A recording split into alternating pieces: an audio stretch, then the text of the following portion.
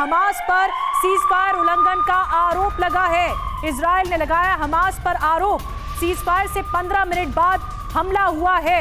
ये इजराइल का कहना है कि हमास ने इस डील को बंधक बनाया है और ज्यादा बाधा डाली है और इसी के तहत उल्लंघन किया गया है। सीजफायर से 15 मिनट के बाद हमला कर दिया गया।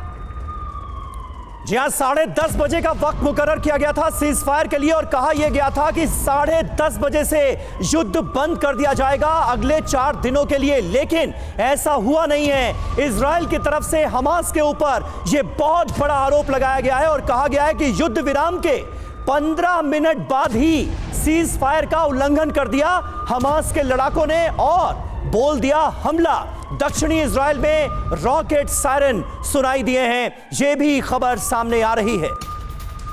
और सीज फायर पर इस वक्त की बड़ी खबर, इजरायली सेना के सूत्रों का दावा, सीज फायर टूटने पर तेज होंगे हमले, हमास के खत्म होने तक जारी रहेंगे हमले। तो कुल मिलाकर ये पूरी डील एक बार फिर अधर में लटकती हुई नजर आ रही है। जिस तरह से सीज फायर उल्लंघन किया गया है, 10:30 बजे से सीज फायर होना था, लेकिन इजराइल का यह कहना है कि हमास ने 15 मिनट बाद ही उल्लंघन कर दिया, हमला कर दिया।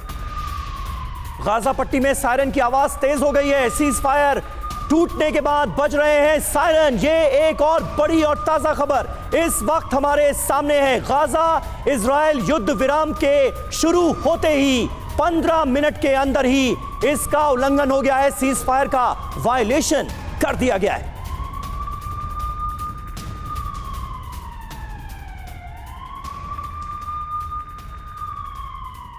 और हमारे साथ इस वक्त कुछ खास मेहमान मौजूद हैं, जल्दी से उनसे आपका तारुफ करा दें। मेजर जनरल संजय सोय साहब हमारे साथ मौजूद हैं और air vice marshal OP Tiwari साहब भी हमारे साथ मौजूद हैं। विपिन चौबे का भी रुख करेंगे, तेल अवीव से हमारे साथ जुड़ेंगे वॉर जोन से। संजय सोय साहब, हो क्या रहा है फिर? किस बात का सीज फायर, किस बात की डील, कैसे होगी बंधकों की रिहाई? इस वक्त तमाम सवाल मेरे जहन में चल रहे हैं।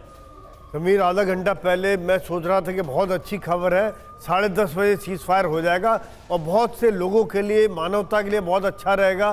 कई पेरेंट्स उम्मीद लगा के बैठे थे कि उनके बच्चे वापस आएंगे या कोई घर वाले वापस आएंगे, पर 10:30 बजे आरोप और प्रत्यारोप शुरू हो गए।